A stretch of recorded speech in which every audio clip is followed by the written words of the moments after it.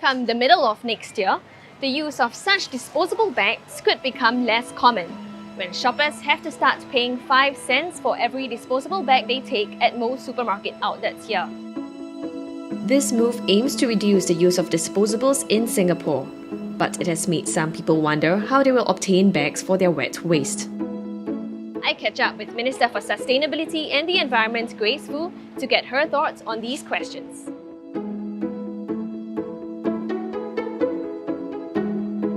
Minister, some people have said that, if they have to pay for bags, it might reduce the amount of bags available for them to bag wet waste. Yeah. So what is your response to that? I would tell them that don't panic because there will be plastic bags available. So for example, if you're buying vegetables, the bag itself can be used to put your garbage. And if you are ordering online, I'm sure in the delivery process there will be plastic bags as well. So we're not banning plastic bags, but we're making it come with a cost so that before each one of us reach out for the next plastic bag, we will pause and think for ourselves if it's really necessary to go for that bag.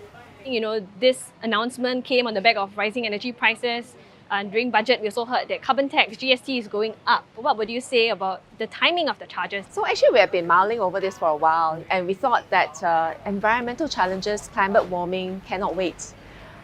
So we need to take action now.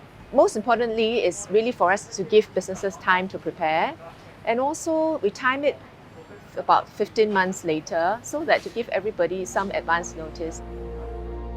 The disposable bag charge comes about a month after Singapore announced that it will be accelerating its efforts to reduce its carbon footprint.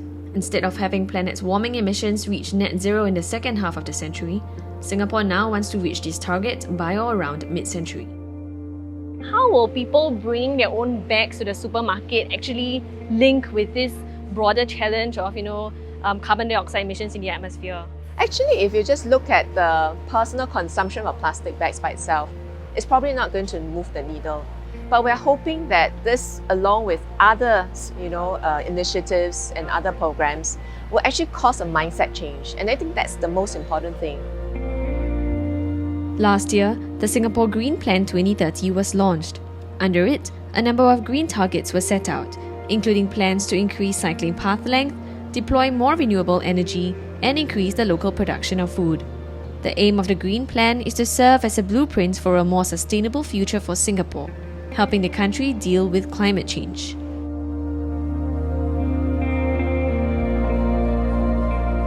Thanks to our geography, we are kind of cushioned from most of the harsher climate impacts that other countries have been experiencing.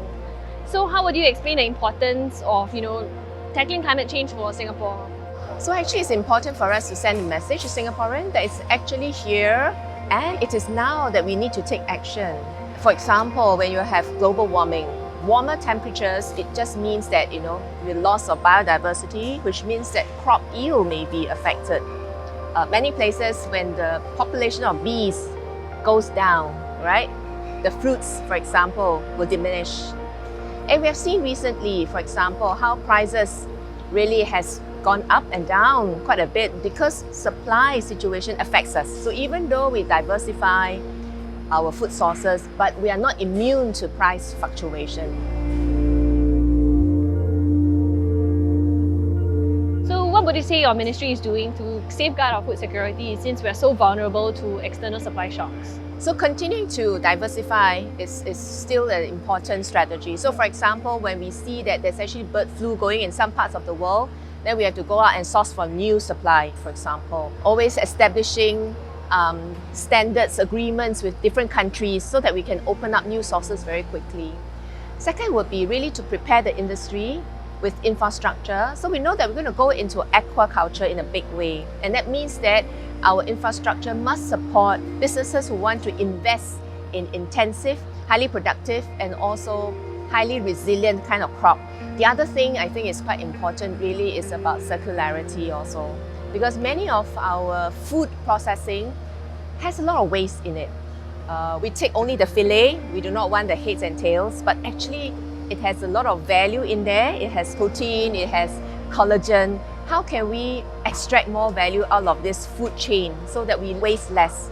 So R&D, helping them to close their loop, circularity, reduce the cost, providing infrastructure on some of these things like providing waste management, electricity, so that they don't have to invest that much in common services.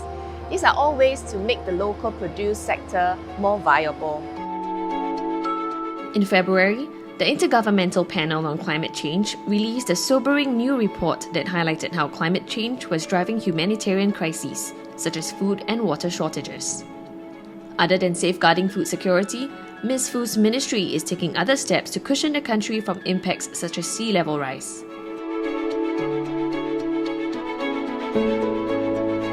So, Minister, earlier you did mention about how the green transition requires societal change, but will this necessarily come at a higher cost for most people? Absolutely not. In fact, if you make the right choices, you can actually save. So instead of buying a car in Singapore, if you use public transportation, you save a lot.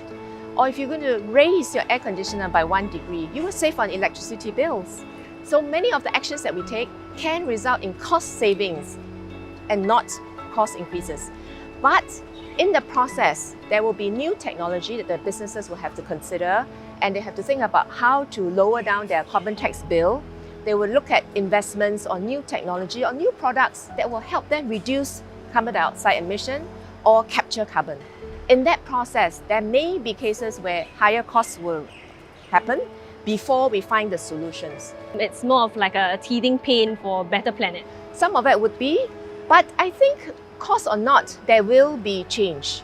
And I think that's what we really need. We need that change in lifestyle, change in consumption choices as a consumer. So for example, the next time you buy something, instead of just taking a plastic bag, you may have to use a reusable bag. You need to bring it along with you.